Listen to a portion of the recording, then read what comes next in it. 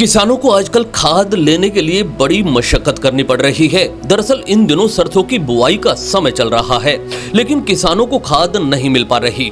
जहां खाद मिलने की उम्मीद होती है, वहां किसान सुबह से ही सारे काम छोड़कर लाइनों में लग जाते हैं। वहां भी धक्का मुक्की के बाद उन्हें एक आधार कार्ड पर एक ही खाद का कट्टा मिल पा रहा है। वहीं किसान एक तरफ खाद की काला बाजारी के आरोप लगा रहे हैं, तो वहीं दूसरी तरफ कुछ माफिया नकली खाद बेचने से भी नहीं चूक रहे। सब कुछ सामने आने के बावजूद जिम्मेदार विभाग आंखें मूंदे बैठा है। सर यहाँ समस्या ये कि मैं सुबह 7:30 बजे आयो, यानी 5-4 टेम्पू भरा है ब्लैक करके। वो दुनिया भर जाए, मैंने खूब कहीं खाद दे दे, खट्टा ना दे। यानी लास्ट में जब एक में 15 कट्टा भर रहा हो नहीं, वो हम 13 चला गया। 2 कट्टा मैंने थाड़ से गिरा लिया, जब यानी उल्टा पटक दिया, कट्टा ना दिया। 100 कट्टा यानी हम भर रहा खाए, और ढेरी 5 टेम्पू भरा है। यानी सुबह 7:30 बजे ब्लैक कर रहा है, चोरी से माल बेचे। एक भी ऑनलाइन नहीं, तुम देख लियो। इन्हें कट्टा भरा है रातों, काल 200 कट्टा बेचा, उसके बाद 600 कट्टा बचाए, सब ब्लॉक कर दिया, छोड़ा ही ना। यह समस्या ये मतलब ब्लॉक कर रखा, जिनलू दे रहो, जिनलू पैसा ले रखा, बड़ा बड़ा आदमी सु खाद बीज वाला सु, और हमलू ना दिया कट्टा। जब हुए ही रोड़ो, जब गेट बंद करो, अब बांटन लगो, जब यानी 10-15 कट्टा छोड़ा है। कट्टा चोरी से निकाल दे सुबह 5 बजे से निकाल रहे। तो कितनी देर से लाइन में लगे हुए हो? लाइन पर लगे हुए, हम परेशान हो रहा है बहुत ज्यादा। 5 बजे से खड़े। हम सुबह आ गए यहाँ करीब 6 बजे समथिंग।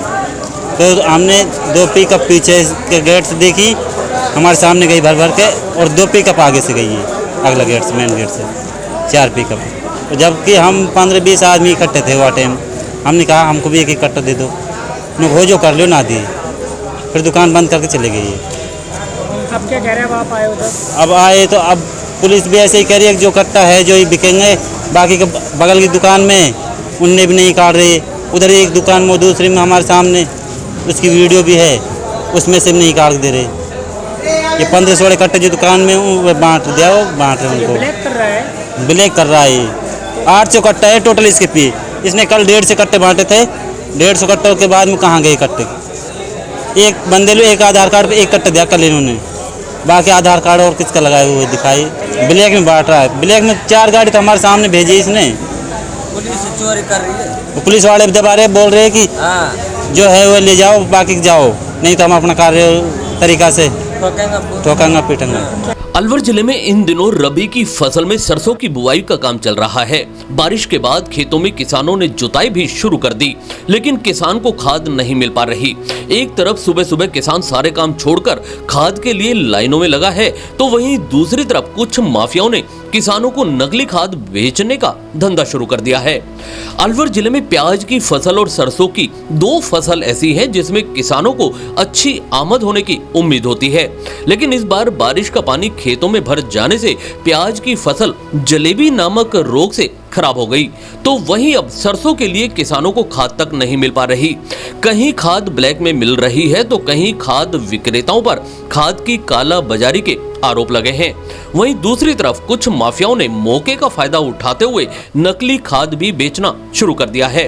अलवर जिले में कठूमर व थानागाजी क्षेत्र में पुलिस ने नकली खाद के सैकड़ों कट्टे भी पकड़े हैं। कल सूचना मिली थी कि बनोकर और बसेट के बीच में एक ट्रक है जिसमें अवैध रूप से जैविक खाद भरा हुआ है, और कृषि अधिकारी मौके पर है। इसलिए इस पर हमने यहाँ पुलिस जाब्ता भेजा था।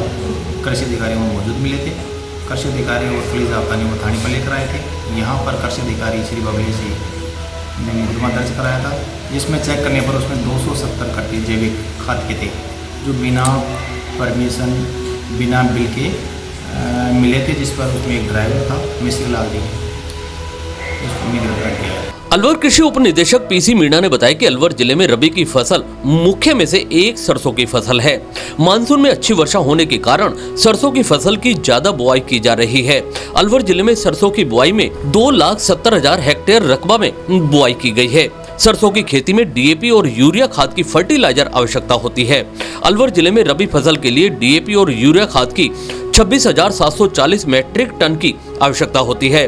कृषि आयुक्तालय ने 13,000 मैट्रिक टन डीएपी खाद की मंजूरी दी है, जो अलवर जिले के अनुसार सिर्फ 50% है और रबी की फसल के लिए 1786 मीट्रिक टन डीएपी खाद यूरिया मिला है। तो हमारे ज़िले के लिए रबी सीज़न के लिए हमने 27,000 मीट्रिक टन डीएपी की मांग की थी, जिसके अगेंस्ट में हमको 13,000 मीट्रिक टन का लोकेशन आयुक्तालय से हुआ है। और उसके पीछे कारण यही है कि चूँकि विदेश से डीएपी की आपूर्ति में व्यवधान आ रहा है, इसलिए हमारे ज़िले का लोकेशन भी कम हुआ।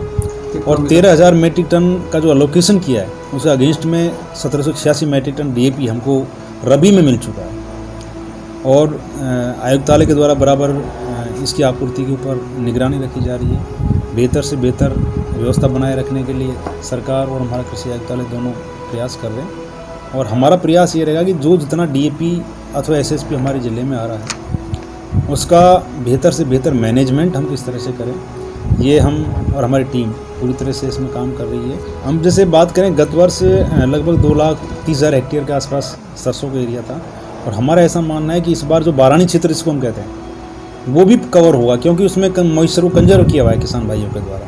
तो इस बार हमारा ये मानना है कि लगभग 2,70,000 हेक्टेयर के आसपास तक का सरसों का एरिया रहने की संभावना है।